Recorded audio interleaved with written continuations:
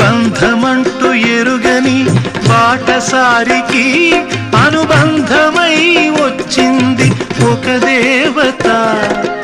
ఇంత చోటులోనే అంత మనసు ఉంచి, ఇంత చోటులోనే అంత మనసు ఉంచి నా సొంతమే అయ్యింది ప్రియురాలిగా.